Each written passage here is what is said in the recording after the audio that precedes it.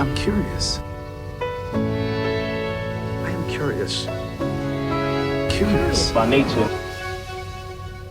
Welcome to Curious by Nature. I'm Jessica Johnson from Newswise. Does naming a disease help the patient heal? When dealing with a mysterious illness or difficult diagnosis, research suggests that the feeling of relief after finally identifying the condition can actually help people feel better, even if there is no clear treatment or cure. Dr. Alan Levinovitz, professor of philosophy and religion at James Madison University, explores the surprising relationship between language, belief, science, and medicine.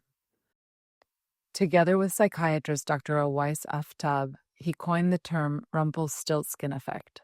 Their study, published in the British Journal of Psychiatry Bulletin, found that patients feel seen, understood, and more connected to the community when they hear an official name for what they're experiencing.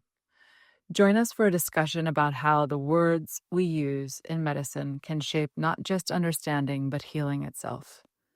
Dr. Levinovitz, welcome to the podcast. Please introduce yourself. I'm Alan Levinovitz. I'm a professor of philosophy and religion at James Madison University in Harrisonburg, Virginia.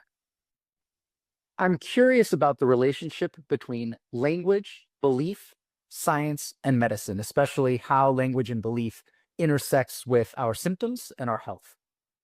Your recent research kind of looked at one aspect of that. Can you tell me more about that?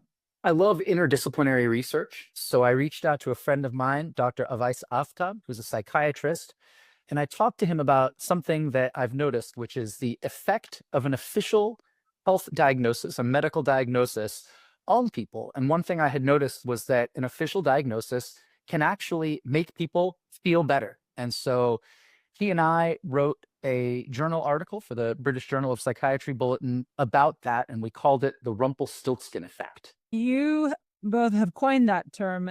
It didn't exist before. That's right. So people, clinicians, also just individuals, have known for centuries, at least according to my own research, about the power of an official name to control something, the so-called name it and tame it phenomenon. But what people had not actually named officially was this particular effect in the context of contemporary medical diagnoses. And we've seen this effect in my own research. We've seen it in, for example, demonic exorcism. So in ancient China or in the ancient West, you needed to know the official name of the demon. And once you had that official name, you could cast it out. And so we hypothesized that in the same way, contemporary medical diagnoses play a role in controlling and expelling suffering from human beings. Can you tell me how this study was structured and how you went about setting it up and finding the results that you did? Some people think about scientific articles or studies as going out and testing people or doing a double-blinded controlled trial. That's not actually what we did. We did what's called a survey of the literature. So we had a hypothesis, which is that an official diagnosis will make people feel better. And then we drew on clinical snippets. So that is to say anecdotal evidence from clinicians across a variety of medical fields. And then studies that looked at, for example, how people react to getting a diagnosis. And we drew data from all of that to support our coining of this term, the Rumpelstiltskin effect. Of course, what we're hoping for in the future is that people see this name, this official name, if you will, sort of a meta Rumpelstiltskin effect, and start pursuing more research on how it works. So we'd actually like to see some studies come out of our survey of the literature and our coining of this term. Through this study and looking at other studies, I mean, there must be so many other studies also about this. So what were the various aspects of it that you looked at? You'd be surprised, or we were certainly surprised, and maybe this is why the name for this effect didn't exist. It's always shocking when you talk to clinicians, you talk to just everyday folks in your life, and people say, oh yeah, I definitely recognize that. And then you turn to the scientific literature and you say, wait a second, why is no one officially studying this? So the literature on the effect of diagnosis is actually remarkably scarce. And what literature does exist looks at the negative effects of diagnosis. This is often called labeling effects. So people are familiar with this maybe in the context of school, where if you tell someone they're a bad reader, or you tell someone that they're bad at mathematics, that can create a looping effect that exacerbates the negative undertones of the diagnosis. So most of the work out there is negative. We're looking at negative effects. And what we wanted to talk about were the positive effects of diagnosis, independent of interventions, independent of medication, independent of a sort of medical pathway to pursue, just the diagnosis itself. And so were there certain types of diagnoses that lend themselves better to that effect? Typically, when people have looked at diagnosis, and there are a few studies that have shown some positive effects, they tend to be mental health diagnostic categories because those are the areas where the effect of a diagnosis seems most plausible, a positive effect. So, for example, some studies have found that having a diagnostic name gives you official language to express your own perspective or your own way of being in the world. And that in itself is a positive effect. Or, for example, people have found that having an official name for their condition gives them a community to be a part of in which they feel understood and they feel like they belong. So we've seen a lot of work there. Where we have not seen work, which to me actually is more interesting. There's a recent New York Times piece that featured this effect, but it was in the context of mental health diagnoses. We also see this, for example, in pain symptoms. So you can diagnose someone with idiopathic pain syndrome, for example, or complex regional pain syndrome, and their pain will get better. So I'd actually like to see a little more attention paid to physiological conditions that improve simply through the existence of an official diagnosis. Do you have more information also about those nuances of in the literature, like you said, that sometimes maybe that labeling effect had negative consequences versus when it has positive consequences? One of the things that we hypothesize goes with a diagnostic label is a sense of a biological cause. And this is not necessarily true. So when you get a mental health diagnosis or when you get a diagnosis of complex pain syndrome, that's actually just describing symptoms. It's not saying this is a chemical imbalance or this is a difference in your brain. But if people believe that there's a biological cause, then one important thing that happens is they no longer feel shame or guilt. So they don't feel like it is their own fault. It is rather their brain or their genetics or their chemicals. And so we believe that in the short term, at least, the alleviation of guilt and blame, both from the self and from your community, might play an important role in this. In the long term, however, if you believe that there's a biological cause to your condition, you may also come to believe that you can't change it. And so it's entirely possible that there would be short-term benefits, the relief of shame, combined with long-term drawbacks. For example, the belief that you can't change this about yourself because it is a part of you biologically. It's a part of your brain. So, and we've seen some evidence for that hypothesis in some work that's out there. What are those ways that if someone is having that diagnosis, they don't have those negative effects of feeling that they are helpless in doing anything? That's a great question. So clinicians need to think about that. And it's funny that you asked me about the sort of positive and negative effects, because some people have approached me and said, well, this must mean we should hand out more diagnoses. Obviously, now there's this positive effect that we can see. Maybe clinicians should be more generous in handing out diagnoses, but that's actually not what we're saying at all. Rather, we're describing a positive effect that hasn't been observed. So one analogy, sort of extreme analogy, would be if we noticed that lots of people were drinking alcohol and everyone had observed that alcohol consumption was increasing, but no one had observed that alcohol makes you happier at parties. So there's a positive short-term effect that everyone, if you tell them, oh yeah, I love drinking alcohol at parties, but no one had observed this clinically. Well, that would be an important thing to know about if we're trying to figure out why there's an increase in drinking. It doesn't mean that we're suggesting people should go out and drink more alcohol because we now have an official name for the positive effects. It's just an observation that's important for understanding broader cultural phenomena. In this case, increases in diagnoses in certain areas. So it's interesting with Rumpelstiltskin because in this preparing for this interview, I had to go back and read it because of course everyone knows Rumpelstiltskin, but I wanted to remember and recall the details and even nostalgically. But the part and the aspect of the story is that's a really difficult name that no one would be able to get. That's actually one of it. So a lot of people say, well, we've observed this before, name it, tame it phenomenon. This is sort of familiar.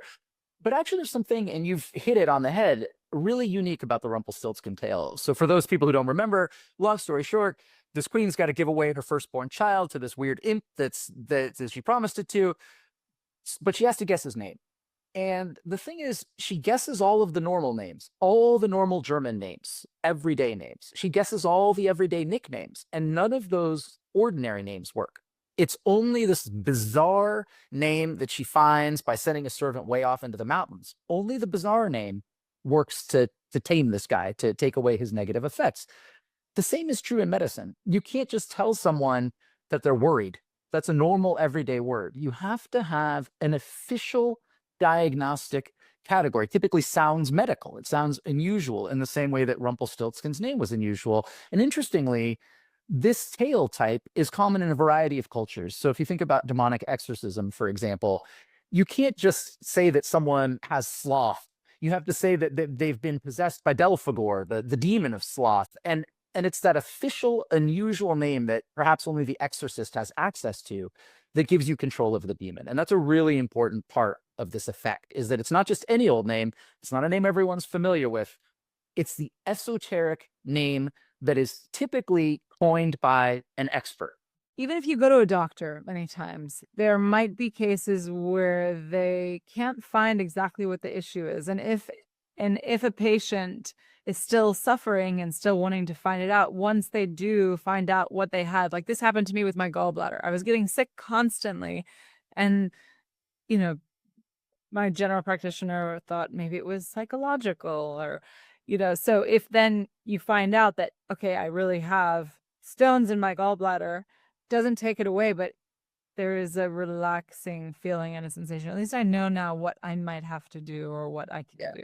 So, well, the reality, when you said it's real, I think it's a really interesting thing. And I'm working on that actually in another area of my research. But of course, psychological conditions are real. Anorexia is a real condition, even if it is a psychological condition and even if there is no brain signature. And so I think that it's about a kind of validation. It's not just the reality, it's that you're not making it up. It's that it's recognized and it is not trivial. So when someone says this is all in your head, if it's about your gallbladder or if it's about your anxiety, that can feel as if what they're saying to you, it's your choice. You can change this if you wanted to. Whereas with an official diagnosis, I think there is a sense that the medical community is saying, we understand, we've seen this before, and it's not your fault. And often that can be bound up with psychology, but in my opinion, at least, the reality of suffering shouldn't depend on its origin. It should depend on whether or not the person is inventing that suffering. And typically very few people are lying about being in extreme pain or being worried. Yes. And there are so many rare diseases that very few people have that it is so difficult for doctors sometimes to know it and to find it and to figure it out. There's also a danger though here. So to take a different controversial example, let's take chronic back pain. People go in and they say to the doctor, look, I have chronic back pain. I think we're very willing to accept a physiological diagnosis. So your L1 disc is bulging, or there's a slight curvature to your spine. That feels like it is validating. Whereas if someone says, this could be stress that is causing you to tense your muscles and you're locating that stress in your back, that feels not validating. But if we had an official diagnosis for stress-induced back pain, I think people might actually be more accepting of that, and it might bring relief rather than feeling like they're being dismissed. And that's something I would really love for people in our society to kind of back off from, is a hard and fast distinction between real diseases as physiological and non-real or fake diseases as psychological. Because as we all know, stress can cause insomnia. Stress can cause you to break out in hives or eczema. I mean, it can even cause you to pass out or vomit. And so those are all really important. If patients can understand the connection to those things of like, how does my stress irritate the nerve in my back, or, you know, in which way, what's the connection? What's the relationship between belief, language, and physiology is in some ways so obvious to us in our everyday lives. Someone can shout at you and it can scare you and you feel the adrenaline rush. And on the other hand, we can reject it and it can be tremendously mysterious and something that we don't want to think about. And so for me, the Rumpelstiltskin effect is just another step towards recognizing this very complicated but very real dynamic that exists between language and types of language and authoritative language and belief in our own physiology and our health. So, did you notice that this is the case also for things that maybe, I mean, aren't medical, but even just naming your feelings about something can make you feel better? And did you study that, or are you interested in studying that? We didn't look at that for this particular effect simply because we were interested in the sort of official diagnostic category or the resolution of ambiguity. But I think you're absolutely right that if you are able to name a feeling, there is a recognition that happens there. And it's only when you can recognize something often that you can begin to address it. And I'm guessing, and I'd love to see some studies that address that, that recognition plays a role in the Rumpelstiltskin effect. And actually, that's something I'd really like to see is, let's say, for example, let's say people run some studies. You could do this very easily. And they discover that what's really going on with the Rumpelstiltskin effect is relief of blame. Then clinicians might be able to use that to make people feel better. They lead with, this is not your fault. What you have going on, we may not know what's causing it, but it is not you, and you don't have to blame yourself.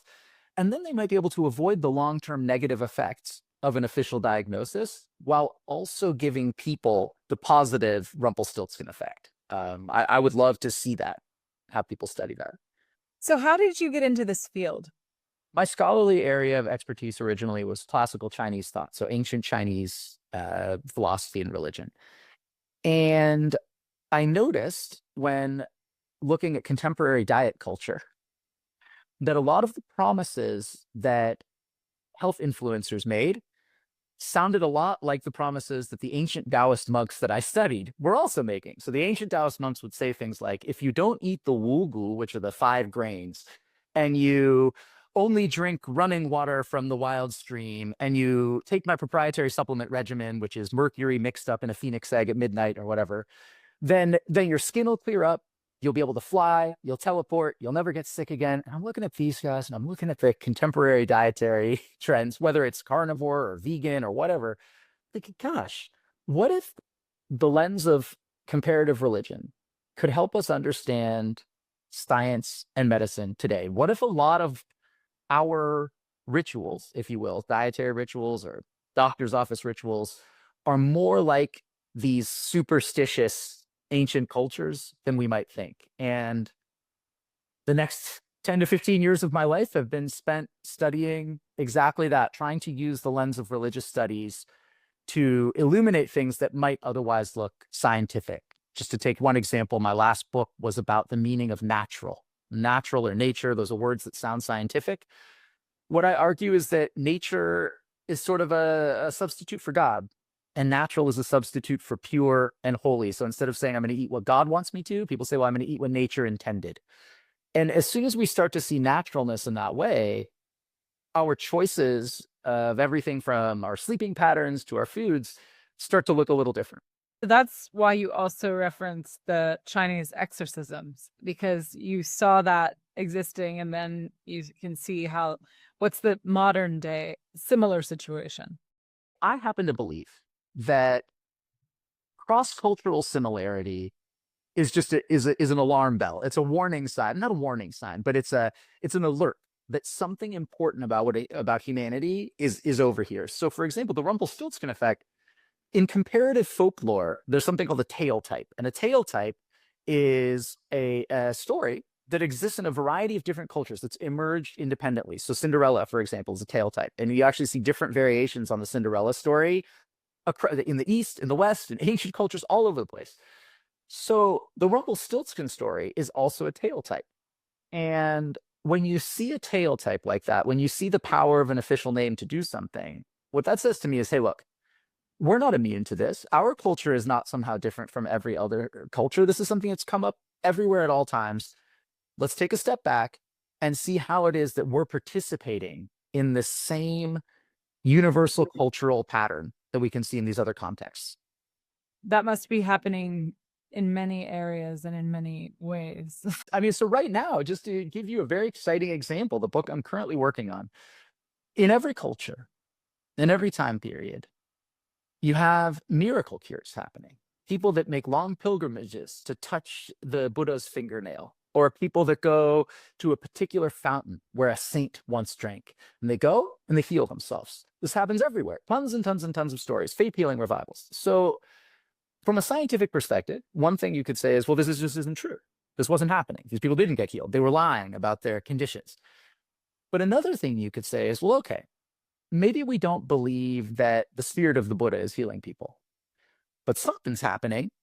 What is it that's happening in all of these different contexts where the mere belief that you are in touch with a powerful supernatural healing force is creating healing? And some people might say that's a placebo effect or something like that. But to me, there's something much more astonishing going on. The placebo effect doesn't heal paralysis, for example. It doesn't heal blindness.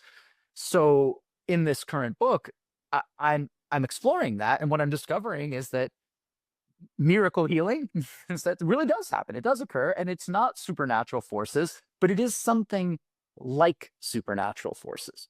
And that's something that in our scientific worldview can seem crazy or can get lost, but is actually, from my perspective, very real and something we ought to be making use of when it comes to our own health and well-being.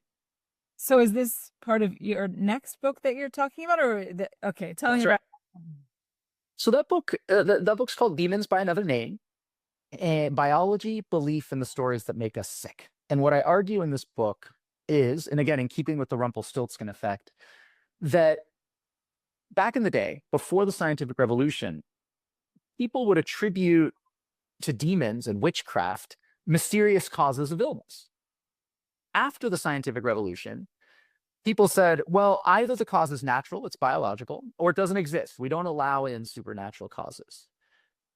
But unfortunately, as we know, psychology, that is to say non-biological, supernatural things, that is not natural. So a concept, a belief, a fear can cause physiological problems. And what I argue in this book is that we've forgotten these. We've excluded these causes of suffering.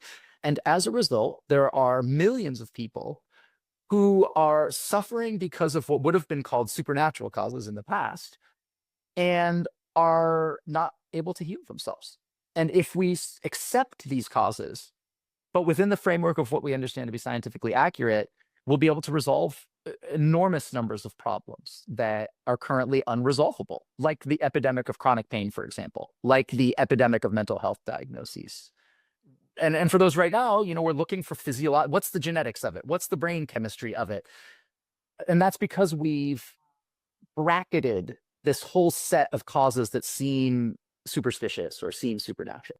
If we're able to look at them from more of a spiritual perspective, then we might be able to be more effective at addressing them. Yes, although I would say it's not even necessarily a spiritual perspective. So for example, we know that an athlete might break their finger during a game and not notice until the end of the game. And at the end of the game, they'll say something like, oh my gosh, it started hurting at the end of the game. There's a kind of magic in the idea that even though there's a physiological cause sending signals to the brain, their state of mind, independent of any biology, can cause the pain to disappear. We could think of that as a spiritual thing, but imagine a healer coming in and through charisma giving you that state of mind vis-a-vis your pain. That's not really spiritual. It's something we recognize happens in everyday life, but it's not necessarily an approach that we take to dealing with something like pain or fatigue or a whole range of different chronic conditions that we might not know how to treat. And there's some really cool, there's some amazing stories. For example, there's something called functional paralysis where soldiers, it's called shell shock in the past, would come back from war and they wouldn't be able, they have sustained a minor injury and they wouldn't be able to move their leg or their arm. And the doctors say, we don't know what's going on here. So people would accuse them of faking. They're deserting. They don't want to go back. But in fact, we know now that through certain kinds of neural pathways, your limb can simply be immovable. It can be paralyzed, but there's no structural damage at all. And it's kind of like a magic spell. It's like you've been cursed. But if you can be cursed, then you can be blessed. And that's all within the realm of science. You don't have to believe in Buddhist relics or miracle healing. You just have to look at the evidence that we already recognize in certain parts of our lives.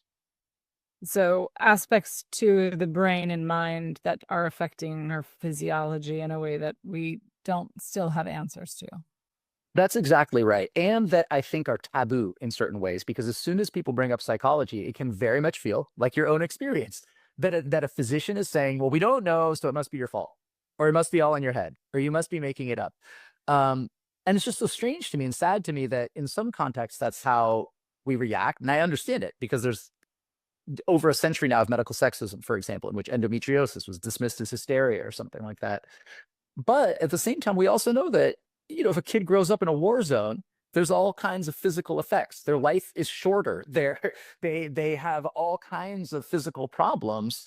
So it's not unscientific or superstitious to suggest that non-physical factors can kill you, like a curse, just like a curse. There are children and grandchildren who maybe aren't even in that war. It's exactly right. It can be passed on through the generations. This sounds like Freudian nonsense, or it sounds like magical superstition. And there are obviously serious problems with Freud, and there are serious problems with faith healing. But as I said, when something is cross-cultural and we see it again and again and again and again, we have to take it seriously. That goes for the Rumpelstiltskin effect. That goes for miracle healing. That goes for shamanic curses. There's something there, even if it's not the thing that it seems to be.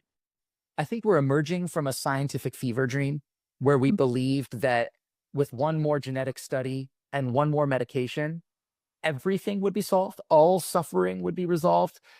And I think we're coming to realize that humans are much more complicated than just biology and chemistry. And that's not to say that you need to bring in spirits or gods or anything like that, but if we exclude the power of language and belief and culture over our physical bodies, we are depriving ourselves of an enormously important way of making ourselves feel better physically and mentally. Thank you so much, Professor Levinovitz. Curious by Nature is a production of Newswise. More than 7,000 journalists get the Newswise wires. Visit newswise.com and find out how to spread your news today.